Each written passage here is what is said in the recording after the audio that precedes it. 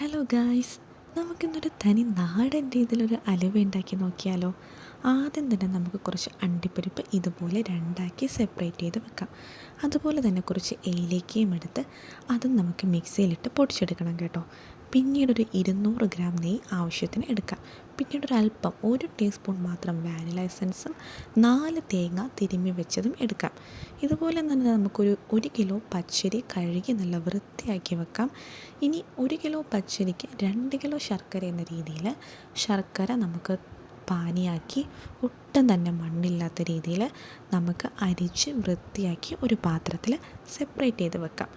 ഇത് കഴിഞ്ഞിട്ട് നമ്മൾ തിരുമ്മി വെച്ച തേങ്ങ നല്ലതുപോലെ മിക്സിയിലിട്ട് നല്ല ഫൈനായിട്ട് കുറച്ച് വെള്ളം ഒഴിച്ച് നല്ലതുപോലെ പാൽ പോലെ അരച്ചെടുക്കാം കേട്ടോ. ഇത് നമുക്ക് ഒന്നാം പാൽ എടുക്കാനായിട്ട് ഈ അരച്ച് വെച്ച തേങ്ങ നമുക്ക് നന്നായി പിഴിഞ്ഞെടുത്ത് ഒന്നാം പാൽ നമുക്ക് സെപ്പറേറ്റ് ചെയ്ത് വെക്കണം കേട്ടോ.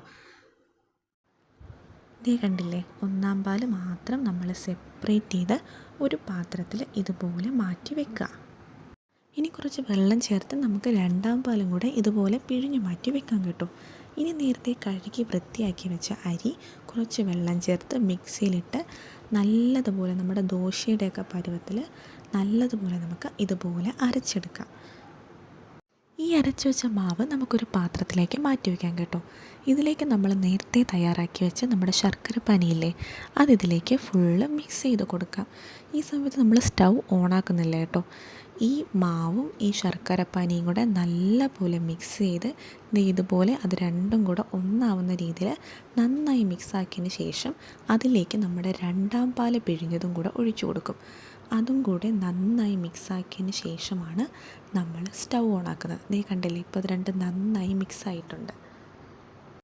ഇനി നമുക്ക് സ്റ്റൗ ഓണാക്കി ഈ പാത്രം അതിലേക്ക് വെച്ച് നന്നായി മിക്സ് ചെയ്ത് കൊടുക്കാം കേട്ടോ. അല്ലെങ്കിൽ മാവ് കട്ട പിടിക്കും. അതുകൊണ്ട് നല്ലതുപോലെ മിക്സ് ചെയ്ത് ഇടയ്ക്കിടയ്ക്ക് നമ്മുടെ ആവശ്യമനുസരിച്ച് കുറച്ച് നെയ്യ് ആഡ് ചെയ്ത് കൊടുക്കാം. നെയ്യെല്ലാം കൂടെ ഒരുമിച്ച് ആഡ് ചെയ്യേണ്ടതില്ല. ഇടയ്ക്കിടയ്ക്ക് കുറച്ച് നെയ്യ് നമുക്ക് ഒഴിച്ചു കൊടുക്കാം. ഇനി ഇത് കുറച്ച് നേരം ഇളക്കി ഈ ഒരു ചെറുതായിട്ടൊന്ന് കുറുകി വരുമ്പോഴത്തേക്കും നമ്മുടെ തേങ്ങാപ്പാലിൻ്റെ ആദ്യത്തെ പാൽ ഒന്നാം പാലും ഇതിലേക്ക് ഒഴിച്ച് നന്നായി മിക്സ് ചെയ്തെടുക്കാം. അതെല്ലാം കഴിഞ്ഞൊരു 1 മണിക്കൂർ എടുക്കും കേട്ടോ ഈ ഒരു പരുവമാവാൻ. കാരണം ഇത് ക്വാണ്ടിറ്റി ഉണ്ട്. ഈ ഒരു 1 മണിക്കൂർ കഴിയുമ്പോൾ ഇതുപോലെ നല്ല കുറുകി വരും. അത് നന്നായി മിക്സ് ചെയ്ത് അടിയിലൊട്ടും പിടിക്കാത്ത രീതിയിൽ നമുക്ക് വീണ്ടും കുറച്ച് നെയ്യ് ഇതിനകത്തേക്ക് ആഡ് ചെയ്ത് കൊടുക്കാം. ഇനി നേരത്തെ എടുത്ത് വെച്ച ഏലക്കയ്ക്കകത്ത് 2 സ്പൂൺ പഞ്ചസാരയും കൂടി ഇട്ട് മിക്സ് ചെയ്തെടുത്തായിരുന്നു, നമ്മൾ പൊടിച്ചെടുത്തായിരുന്നു.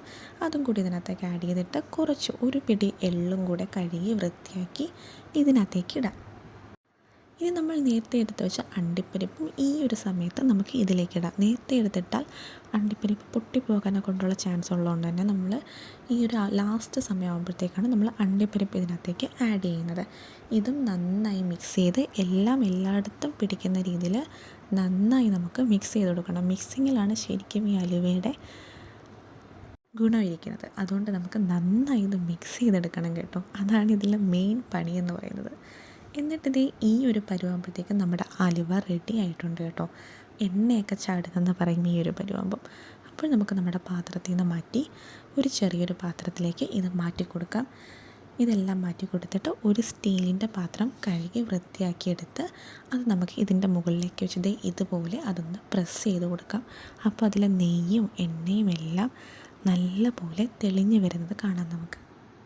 കണ്ടില്ലേ, ഇപ്പോൾ നല്ല മെഴുക് പോലെ ആയിട്ടുണ്ട് മുകൾ ഭാഗമെല്ലാം. അപ്പോൾ നമ്മൾ കുറച്ച് അണ്ടിപ്പരിപ്പും കൂടെ മുകളിലേക്കിട്ട് നമ്മുടെ ടേസ്റ്റി ആൻഡ് യമ്മി ആയിട്ടുള്ള കിടിലൻ ഒരു അലുവയാണ് ഇവിടെ റെഡി ആയിട്ടുള്ളത്. എല്ലാവരും ട്രൈ ചെയ്ത് നോക്കുക.